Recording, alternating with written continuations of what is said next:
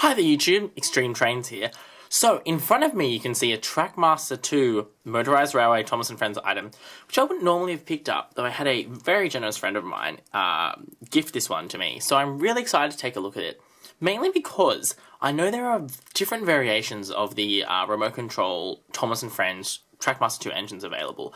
And I'm really keen to check out one of the easy to use ones, as we're looking at here, which is I think on the more simple end of them. Like, I know there's ones that make smoke and all that kind of fancy stuff, although I think it's just water, TBH. So it'll be really interesting to see what Mattel's offering up for all age groups rather than just the top of the line trains. Because let's be real, not everyone can and not everyone wants to spend big money on these kind of plastic toy trains. So throughout this entire review, we'll be using my original Trackmaster 2 Thomas, which came with the very first starter sets that were released here in Australia. He'll be our reference point for this guy here. So, what are we waiting for? Let's do it.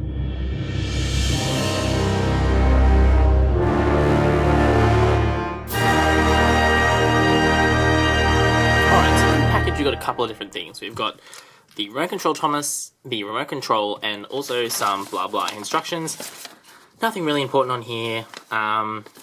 Yeah, just some printed instructions. Nice to see they've got actual photos, even if they are in black and white, of the engine, rather than just the schematic kind of diagrams they've used in the past.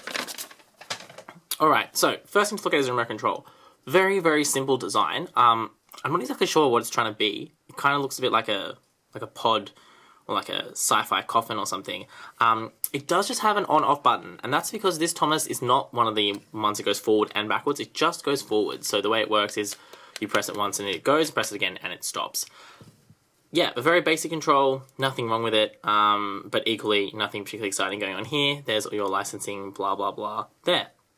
Alright, onto the priority of the set, and that is Thomas. So the first thing you're going to notice is this Thomas is exactly the same as the standard Thomas, which I just showed you before.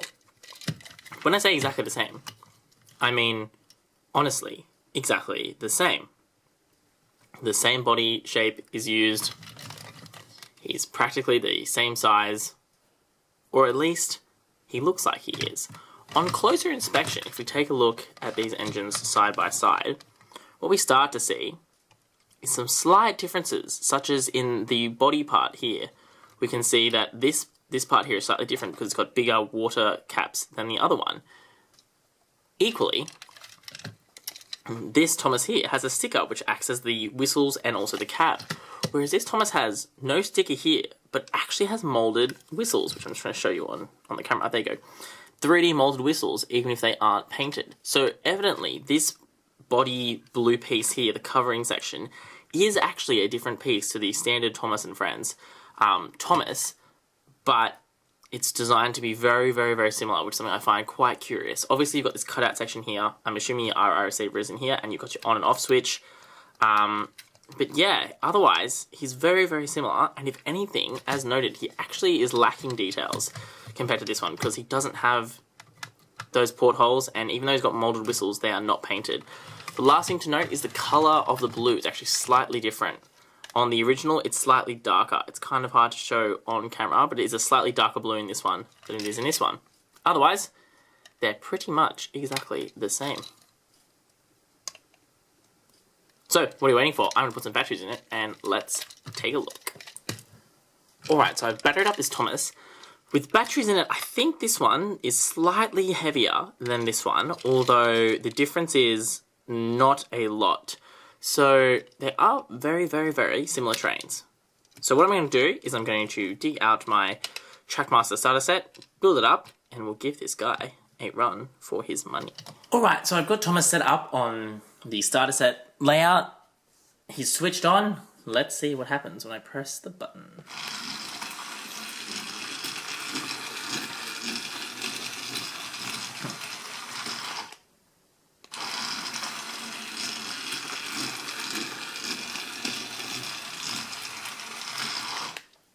So at this point, it seems like exactly what it says on the tin. All this remote control does is start or stop the train.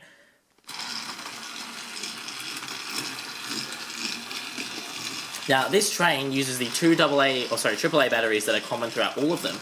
But equally, so does this remote. So this toy train set absolutely eats AAA batteries. Classic.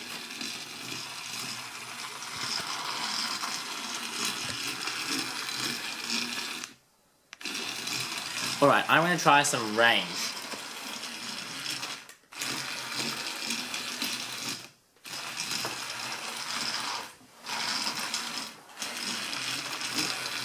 I'm a good meter and a half away from the engine now, and I can still control it.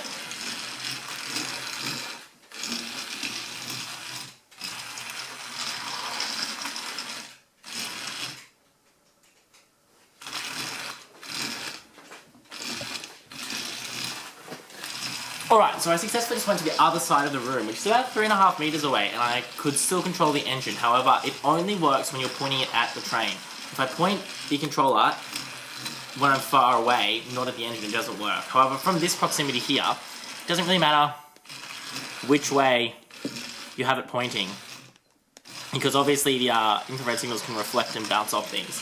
So that's actually pretty decent range, which would allow you to control this Thomas from most areas on a standard size layout, which is actually really good to see. It's not one of those ones where you have to just hold it down and, like, you know, keep it in range really, really difficult. It's quite easy for me to just point in the general direction of this Thomas and get him to start and stop.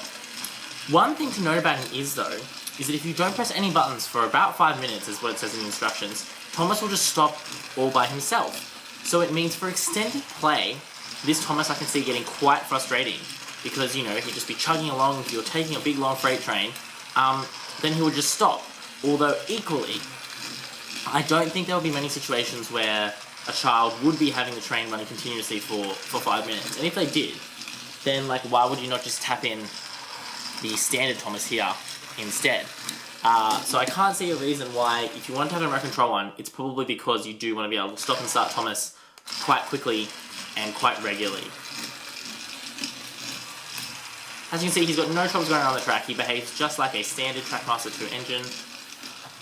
Okay, so what do I think of the RC Trackmaster Thomas? Well, I think for what it's trying to do, which is be a remote-controlled version of your standard Thomas the Tank Engine, I actually think it does quite a good job. The range on the remote is good, it doesn't have any extra baggage, it doesn't require an extra wagon or anything on there. He's got about the same functionality, as I said, might be a tad faster of your standard Trackmaster Thomas. So I think in that department, he actually hits all the right notes and functions pretty much as what it says on the box. In terms of, is this a valuable addition to your Thomas collection? That's where it gets a little bit more complicated, because as much as this is like a decent toy, these retail for about $30 here in Australia, the remote control engine, so you get this with no batteries. Don't forget you need 4 batteries to get this guy to work. Whereas your 3-pack engine, so your engine with your 2 wagons or a tender engine with 1 wagon, also costs $30 in Australia. So you get a lot more play value, I would say, from getting the engines or the engine packs, which cost the same amount of money as this little train by himself, than you do from this one. And I think that really comes in by the fact that this is exactly what it says on the box. It's a remote control Thomas Tank Engine. But that's literally all it does. There are no sound functions, there's no reverse, there's not even multiple speeds, there's just stop and go.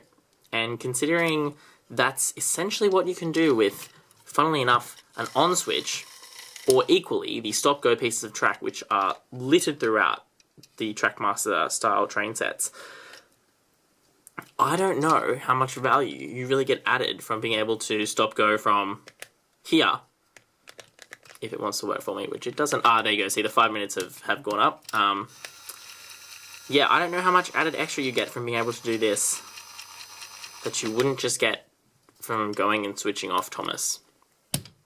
So in summary, this isn't a bad toy, not at all. I just don't know if it brings anything extra to the table that you can't already get by the other classic engines that already exist, and that if you're going to spend the money, you're probably going to get better value by picking up one of the engine expansion packs, like engine packs, rather than getting another Thomas, which you've probably already got, because let's be real, he comes in every single one of these sets, and when there's no bonus features. But hey, maybe that's just me being way too critical of Trackmaster 2. So I'm curious to see what you guys think about this. What do you think about these remote control toys? Do you expect more from them, or does this tick all the boxes in your opinion? Obviously, I'm keen to see the difference in price in other places in the world, because Australia has really expensive toys. Lol. But yeah, alright, that's all I've got for this review. Hope you enjoyed it. Something I didn't expect to be doing, but I did, so that's kind of fun. Don't forget to do those cool things you do on YouTube, like and subscribe, and obviously comment, because pullers, I want to know your thoughts. And as always, that's all we got time for. Thanks for watching. This is XtremeTrainz.